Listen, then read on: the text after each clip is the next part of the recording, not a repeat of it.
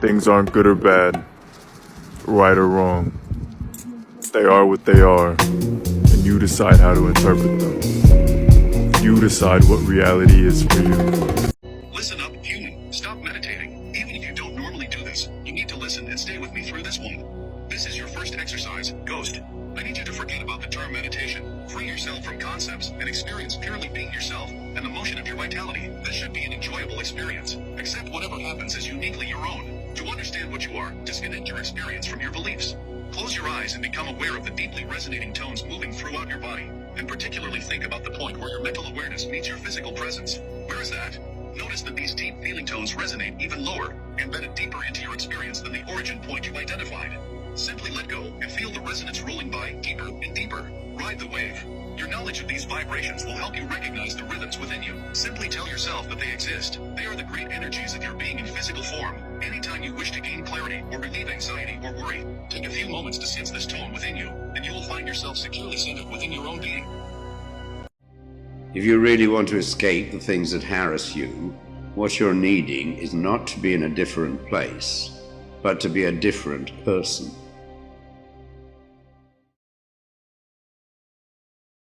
Don't put your energy into objects like stones or keepsakes. It can strengthen you, but it also leaves you vulnerable. If that object were to disappear or something happens to it, you've now lost the energy you've put into it. So, let's talk about how judging others actually hurts you. Let's get into it. So here's the thing. We can break judgment down into two things. One, it's actually a projection of what you think is or is not acceptable behavior. Let's get into two. Two, and here's the big one. It's simply a reflection of your inner self-shame. What do I mean by that?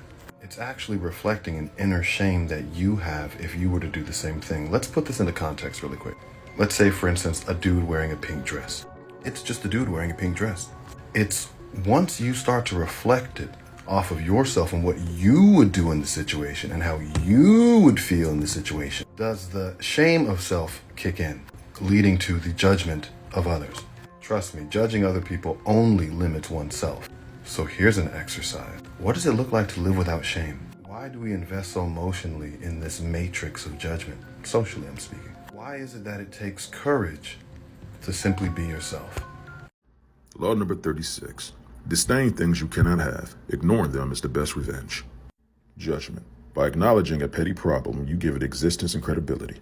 The more attention you pay an enemy, the stronger you make them. And a small mistake is often made worse and more visible when you try to fix it. It is sometimes best to leave things alone. If there is something you want but cannot have, show contempt for it. The less interest you reveal, the more superior you seem. Keys to power. Desire often creates paradoxical effects. The more you want something, the more you chase after it, the more it eludes you. The more interest you show, the more you repel the object of desire. This is because your interest is too strong. It makes people awkward, even fearful. Uncontrollable desire makes you seem weak, unworthy, pathetic. Reversal. You must play the card of contempt with care and delicacy. Most small troubles will vanish on their own if you leave them be, but some will grow and fester unless you attend to them. The fact that somebody can know the date of the Treaty of Versailles before they know that increasing your inhales will increase alertness and emphasizing your exhales will help out with calmness, that's insane. Yeah, it's criminal, really. I mean, it really is. I mean, I think that, and also we give people driver's licenses and you know, all sorts of things that, sure, you know, that was an exciting part of my youth development and finally got the driver's license, but I didn't know how to drive my body and my brain and to work with it, you know, to work with your physiology. I mean, everybody has a kind of, on this continuum, it's more like a seesaw of alertness and calmness. Everybody, and we're kind of like this little body running along that seesaw, you know, and at night is when we just kind of lay down next to the seesaw and just kind of let that all be, and dreams let the seesaw do it. Are you a passive person? Here are signs that you are too passive and you give your power away. You refuse to express yourself or act in fear of what might happen. You make excuses for other people's negative behavior and you don't address them about it. You're too damn polite, always putting others first and letting them take away attention from your life. You act from a sense of obligation and not because you genuinely want to. You try to keep the peace and smooth things over so no one has to say how they really feel. You overcommit, doing too much for too little, as if it's your responsibility, or worse, as if it's your pleasure, when it's not. You no longer acknowledge the triggering feeling inside of you when someone speaks about you or towards you at your expense. You abandon yourself by justifying other people's abuse towards you, as if you deserve it. You avoid taking action to get out of a shit situation, settling in hopes that things might change. Listen, you have a lot of deep inner work to do. But in the meantime, understand this. You are being extra and you don't even know it. Be less considerate and learn boundaries. The people who respect you will not mind these changes. When you start appreciating yourself as much as you idolize other people, you'll appreciate other people more because you idolize yourself, because it's idolization that leads to envy, and envy that leads to jealousy. So once you see that jealousy is just a lack of self-appreciation, appreciation takes the place of jealousy. We can control our level of alertness or calmness really easily, and it's anchored in a really cool medical textbook finding that I think for all the people who are interested in breath work, they'll find this, I hope, interesting. For people that aren't, I think you'll find this useful too, which is that when we inhale, what happens is our diaphragm moves down. That creates more space in our thoracic cavity in our abdomen, and our heart gets a little bit bigger physically.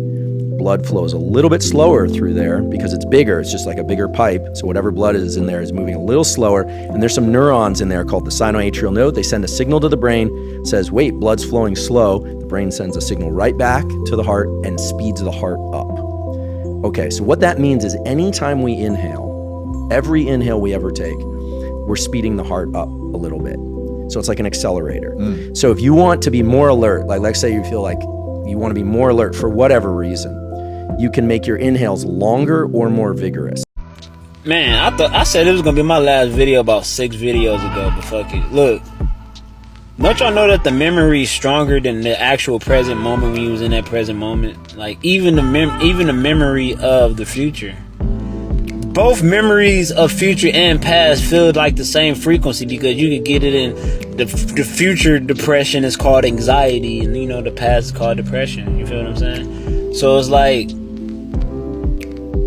dwell in the now because you appreciate this in the future, and then in the past you're gonna appreciate you feel what I'm saying? So it's like appreciating the future as if like you pregnant and you're just about to have a baby coming in the future. You're gonna have that anxiety and appreciating that baby in the future. You feel what I'm saying? So it's like that type of shit, or the past, you know. But and that's what I wanted to say. I just lost my thought right there. It just stopped mid thought. The flow. Sometimes the water just cut off. It's someone like, hey, cut the sink off. I mean, cut the water off.